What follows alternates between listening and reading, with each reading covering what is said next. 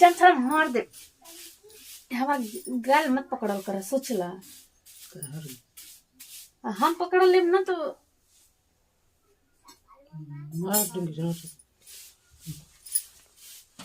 बुझाता कैसन दर्द होला हैं।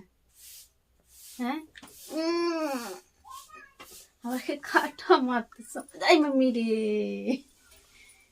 हम काट ली क्या?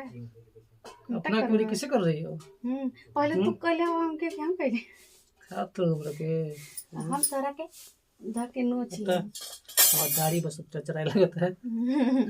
तार दाढ़ी बा तो हमरो बहुए हमारी दोस्तों स्किन बा। नमस्कार प्रणाम, समझला? देख रहे हैं मैं दाढ़ी सब कबाड़ देती है, इसी को भी उसमें दाढ़ी पक रहा है। हाँ कवर जला धो पे तो पक जाला। अब दाढ़ी की जड़ हिलाएगी तो पकवे नहीं करेगा। इना कहता उनके 10-10 दिन ना नहाई ना तो पकता है। नहीं नहाने से दाढ़ी पक जाता है। तब का के होई धरती पे ए मौसम में 10 दिन ना नहात हुई। चुप रह। तो ये बात यार तुरंत ना है।